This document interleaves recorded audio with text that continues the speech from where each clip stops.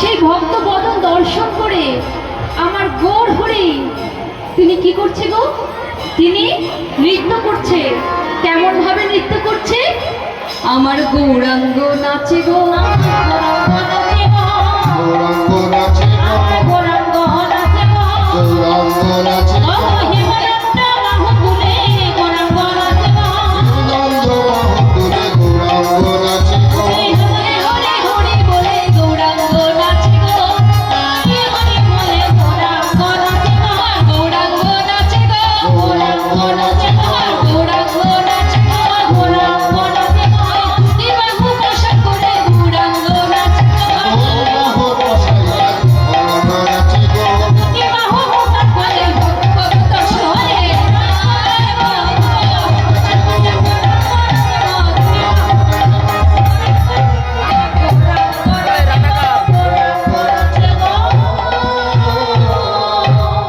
রানাটা বাহু বসার করে গৌরাঙ্গ ওই স্ট্যান্ডটা ই করবো সামনে।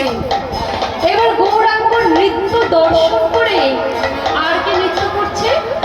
বাম ভাগে রয়েছে কে? নিত্যানন্দ। দক্ষিণ ভাগে রয়েছে কে? নিত্যানন্দ।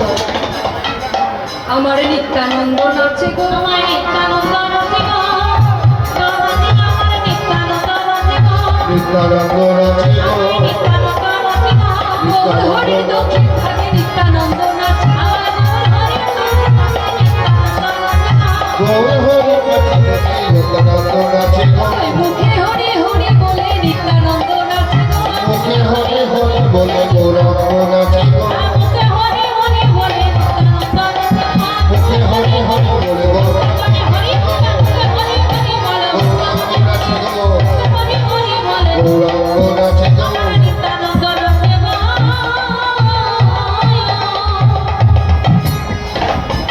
এবার আবার নিত্যানন্দ, নিত্যানন্দ কে গো? নিত্যানন্দ কোথায় থাকে? নাসিকাতে থাকে নিত্যানন্দ প্রভু। সে তো নাসিকাতে থেকে মধুর সন্ধান রাখে, তাই তো? নাসিকাতে নিত্যানন্দ প্রভু সে তো মধু করেন পান। তাই আজ দুজনে যখন নৃত্য করছে গৌর হরি আর নিত্যানন্দ, তখন তাদেরকে দেখে আর কে নৃত্য করছে?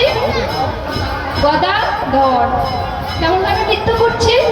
আমার গদাধর নাচে গো, আমার গদাধরে নাচে গো, গদাধর নাচে গো, আমার গদাধরে নাচে গো, গদাধর নাচে গো, গৌর হরির দক্ষিণ ভাগে গদাধর নাচে গো, গৌর হরির ভাগে পাশে গদাধরে নাচে গো, গৌর হরি সাথে সাথে গদাধর নাচে গো, গৌর হরির সাথে সাথে গদাধরে নাচে গো, আমার গৌর ঢলে পড়বে বলে নাচে গো, গদাধরে নাচে গো, গৌর হরি সাথে সাথে বর্তমানে হরি গো, বর্তমানে হরি গো, নাচে গো,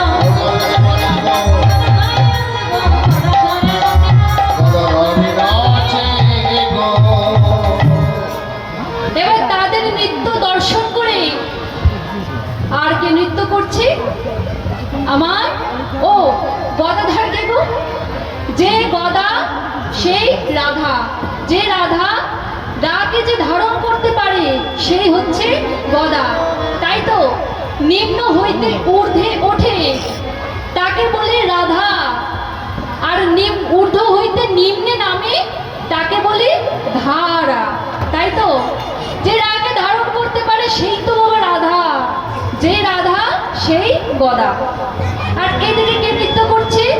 আমার অদ্বৈত নাচে গো, আমার অদ্বৈত নাচে গো, অদ্বৈত নাচে গো, আমার অদ্বৈত নাচে গো, শান্তিপুরের বুড়ো গোসাই অদ্বৈত নাচে গো, বলে শান্তি বলো গুরু গোসাই অদ্বৈত নাচে গো, শান্তিপুরের বুড়ো গোসাই অদ্বৈত নাচে গো, মোটা ভুঁড়ি পাকা দাড়ি অদ্বৈত নাচে গো, মোটা ভুঁড়ি পাকা দাড়ি অদ্বৈত নাচে গো, মোটা ভরি বাবা ধারে অদ্বৈত নাচে গো, মোটা ভুঁড়ি পাকা দাড়ি এনেছি হরি বলে, হরি বলে, মোটা ভুঁড়ি পাকা দাড়ি, মোটা ভুঁড়ি পাকা দাড়ি অদ্বৈত নাচে গো, অদ্বৈত নাচে গো,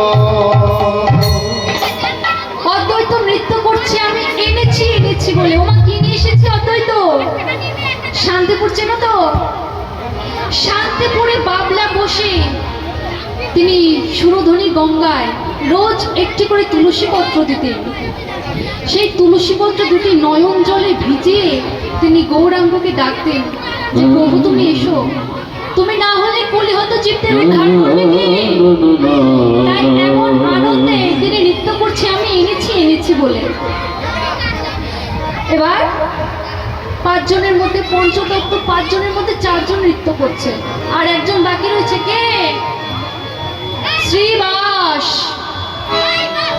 শ্রীবাসের আঙিনায় কিন্তু নৃত্য করছে, কিন্তু শ্রীবাস নৃত্য করছে না। কেন গো? তিনি তো প্রত্যেকদিন নৃত্য করে, আজকে নৃত্য কেন করছে না?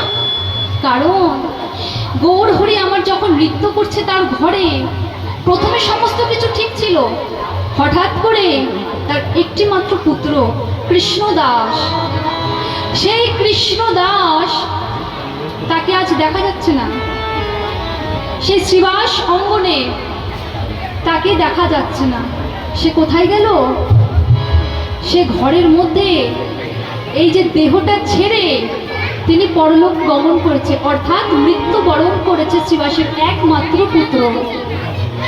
গৌর হরি সে তো অন্তর্যামী, সে তো ভক্তকে পরীক্ষা করছে যে দেখি আমার ভক্ত কেমন। আর তিনি শ্রীবাস অঙ্গনে কেন নৃত্য করতেন?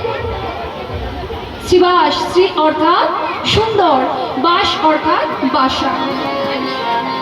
শ্রী আমাদের এই বাসাটা যদি সুন্দর না হয় তাহলে গৌর হরি আমার কোথায় নৃত্য করবে? গৌর হরি যেমন এই আকাশের চন্দ্র, চন্দ্রের যে প্রতিচ্ছায়া প্রত্যেকটা নদীতে কিন্তু পড়ে না।